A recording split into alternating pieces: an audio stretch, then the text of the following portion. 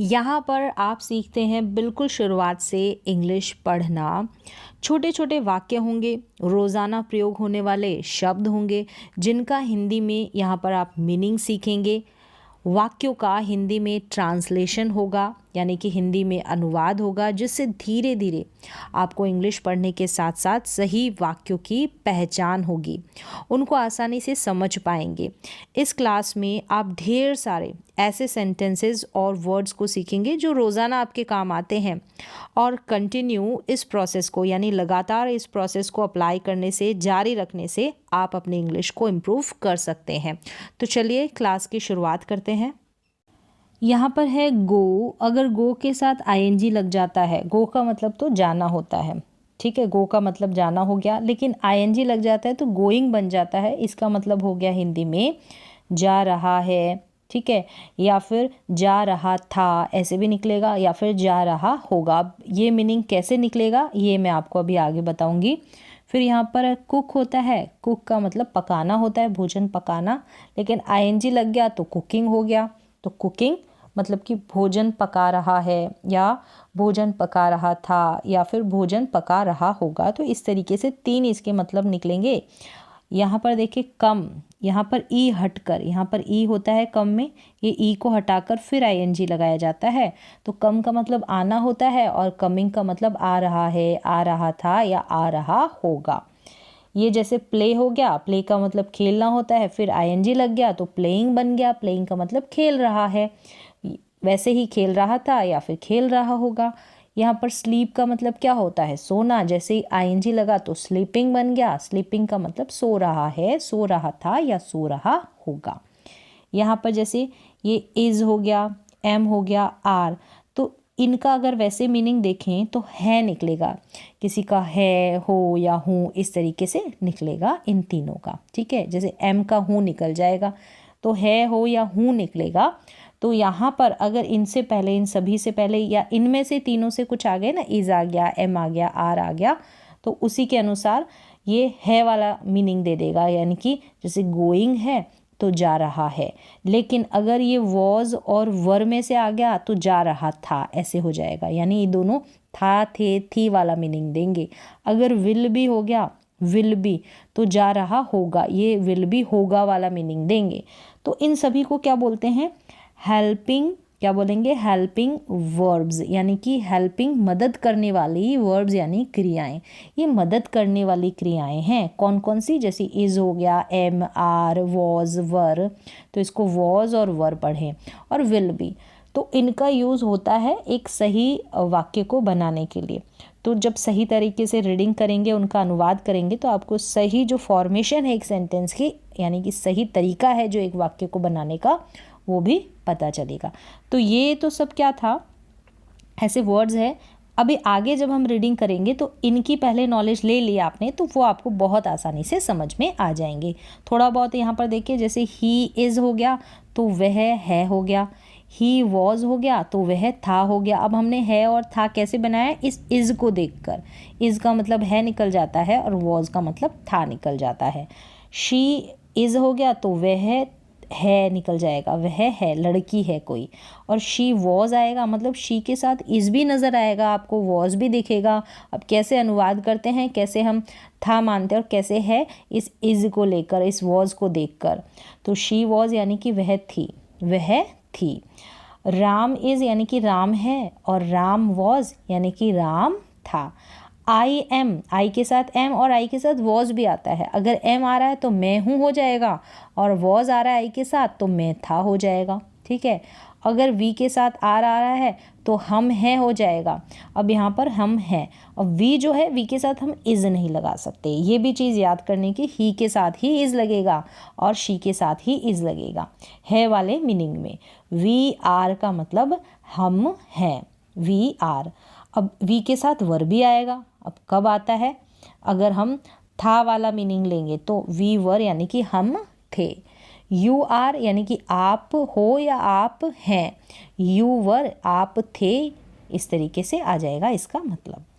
They are मतलब कि वे हैं, दे आर वे हैं, अगर दे के साथ वर तो वे थे। तो यहाँ पर इन चीज़ों को भी आप याद कर लें। मतलब आई के साथ एम भी आता है, आई के साथ वॉज भी आता है, वी के साथ आर भी आता है, तो वी के साथ वर भी आता है। ये याद करने की चीज़ें होती है, याद करने के वर्ड्स होते हैं कि कौन कौन सी हेल्पिंग वर्ब, जैसे अभी मैंने बताया ये सहायक क्रियाएं हैं, इज़, एम, आर। तो सही वाक्य को बनाने के लिए इन सभी का इस्तेमाल आपको आना चाहिए। अब जब ये सारे वर्ड्स आपने फिक्स कर लिए, इनको समझ लिया, तो अब यहाँ से जब रीडिंग करेंगे तो ये आपको सारे वाक्य समझ में आ जाएंगे। जैसे कि ही इज़ गोइंग, अब इज़ गोइंग लग रहा है यानी कि वह जा रहा है। वह, ही का मतलब क्या होता है, वह, और जा रहा है। अब यहाँ पर देखिए ही, वह, वॉज गोइंग आ गया तो वह जा रहा था। इज़ गोइंग का मतलब जा रहा है, वॉज गोइंग का मतलब जा रहा था। ही विल बी गोइंग, अब विल बी आ गया यानी यहाँ पर विल बी गा वाला सेंस देगा, गा वाला हिंदी में अनुवाद करेंगे इसका, तो वह जा रहा होगा। जा रहा था, जा रहा है, जा रहा होगा। इस तरीके से हमने अब समझ लिया कि ये जब इज़ गोइंग आ रहा है, वॉज गोइंग आ रहा है, तो विल बी गोइंग आ रहा है, इनके मतलब के अनुसार ही हम अनुवाद करेंगे। हर किसी में जा रहा है नहीं बोलेंगे। तो वो आपको पकड़ना है, वो आपको समझना है। अब देखें, वी का मतलब हम हो गया। अब यहाँ आर रीडिंग क्या है, आर रीडिंग यानी कि हम पढ़ रहे हैं। ये आर रीडिंग का मतलब, रीड का मतलब पढ़ना, तो पढ़ रहे हैं, आर रीडिंग, पढ़ रहे हैं। कौन, हम क्या है यहाँ पर, सब्जेक्ट है, कर्ता, जो भी काम को कर रहा है वो शुरुआत में आ जाएगा। अब ये है वी वर रीडिंग यानी कि पढ़ रहे थे। वर से हमने समझ लिया कि थे की बात हो रही है, तो हम पढ़ रहे थे। रीड का मतलब क्या होता है, पढ़ना, ING मतलब कोई काम कर रहे थे। फिर यहाँ है वी विल बी यानी कि रीड, रीडिंग, ठीक है, रीड से रीडिंग, तो रीड मतलब पढ़ना, तो पढ़ रहे होंगे यानी गे के सेंस में, हम हैं तो होंगे हो जाएगा, तो हम पढ़ रहे होंगे। विल बी से आपने समझ लिया कि होंगे निकालेंगे इसका अनुवाद। फिर यहाँ है सोनिया, सोनिया कोई लड़की, is cooking food, is cooking food यानी कुक फूड मतलब खाना पकाना, तो कुकिंग फूड यानी कि खाना पका रही है। सोनिया जो है क्या कर रही है, कुकिंग फूड कर रही है, खाना पका रही है। कुक का मतलब पकाना और फूड का मतलब भोजन। फिर यहाँ है सोनिया वॉज कुकिंग फूड यानी कि सोनिया वॉज यानी पका रही थी। इससे हमने समझ लिया कि वॉज आया है तो थी का मतलब हम इसका अनुवाद निकालेंगे। फिर अगर विल भी आ गया, सोनिया विल बी, ठीक है, यहाँ फुल स्टॉप है, सोनिया विल बी, तो विल बी मतलब यानी ये कुछ काम कर रही होगी, तो ये कुकिंग फूड कर रही होगी। Sonia will be cooking food, Sonia will be cooking food यानी कि सोनिया खाना पका रही होगी। फिर यहाँ है शी इज़ वॉकिंग, वॉक का मतलब टहलना या घूमना, तो वॉकिंग यानी इज़ वॉकिंग कर रही है, ये लड़की है शी यानी कि वह घूम रही है, वह टहल रही है। और वॉज वॉकिंग तो वह टहल रही थी, और विल बी वॉकिंग वह टहल रही होगी। तो इस तरीके से हमने पहचान की, हमने अनुवाद किया कि इज़ आ रहा है, वॉज आ रहा है, विल बी आ रहा है, फिर हमने उनका मतलब निकाला और ऐसे ही मतलब निकलता है। फिर है ही इज़ रनिंग यानी कि वह रनिंग कर रहा है। रन से पहले इज़ आ गया तो इज़ रनिंग यानी कि दौड़ रहा है, रनिंग कर रहा है तो वह दौड़ रहा है। और वॉज रनिंग आ गया तो वह, ही मतलब वह, तो दौड़ रहा था, वॉज रनिंग तो था यानी कि वॉज। और विल बी रनिंग आ गया, विल बी यानी होगा, होगी या होंगे, इस तरीके से, तो वह दौड़ रहा होगा, ठीक है, वह दौड़ रहा होगा। फिर आगे देखें, वी का मतलब हम। अब आर प्लेइंग हम खेल रहे होंगे, क्या, फुटबॉल, हम फुटबॉल खेल रहे होंगे, तो वी आर प्लेइंग फुटबॉल। और वर प्लेइंग फुटबॉल यानी कि हम फुटबॉल खेल रहे थे, वी वर प्लेइंग फुटबॉल। अब यहाँ पर वर क्यों आया यहाँ पर, ठीक है, वी के साथ, और वी के साथ आर भी आता है। जिस समय की बात करेंगे वैसे हम आर लगाएंगे, वैसे हम वर लगाएंगे, यानी जिसकी डिमांड होगी जिस भी सेंटेंस में। अब यहाँ पर वी के साथ वर ही क्यों आया, वॉज क्यों नहीं आया, जो मैंने आपको स्टार्टिंग में बता दिया है कि ये आप याद कर ले। एक वी के साथ क्या आता है, वर आता है। अगर हम अभी की बात करते हैं, है वाले की बात करते हैं, प्रेजेंट टाइम की, तो आर आएगा। तो ये आपको याद करना होता है। फिर यहाँ है वी के बाद में विल बी प्लेइंग फुटबॉल, तो हम खेल रहे होंगे, हम यानी we, will be playing football हम फुटबॉल खेल रहे होंगे। यहाँ पर है आई एम।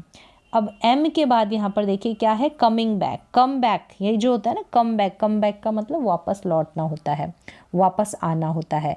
तो मैं, आई एम कमिंग बैक, मैं वापस आ रहा हूँ, मैं वापस आ रहा हूँ। और वॉज कमिंग बैक, तो मैं वापस आ रहा था, was.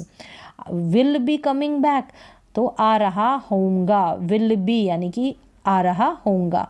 Coming back, come back वापस लौट रहा होऊंगा या आ रहा होऊंगा, तो I will be coming back. तो हमने विल बी से, वॉज से हमने पहचाना कि कौन से समय की बात हो रही है। अब यहाँ पर देखिए I am not eating food, यहाँ पर नॉट आ गया, मतलब नहीं की बात आएगी। ईटिंग फूड, ईट फूड, ईट का मतलब खाना यानी कि खाना, भोजन खाना, ठीक है, खाना खाना। इस तरीके से मैं खाना नहीं खा रहा हूँ, मैं खाना नहीं खा रहा हूँ या मैं खाना नहीं खा रही हूँ, तो आई एम। आई वॉज, मैं खाना नहीं खा रही थी, नॉट ईटिंग फूड, मैं खाना नहीं खा रही थी। वॉज से हमने थी वाला मीनिंग पकड़ा।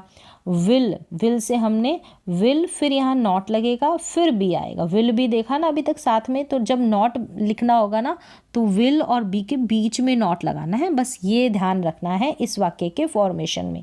I will not be eating food यानी कि मैं खाना नहीं खा रहा होऊंगा। फिर यहाँ आगे है you are not sleeping. Sleep का मतलब सोना, तो तुम नहीं सो रहे हो, तुम नहीं सो रहे हो। यू वर नॉट स्लीपिंग, तुम नहीं सो रहे थे, वर से, और नॉट है तो सब में, तो नहीं वाला मतलब भी निकालना है।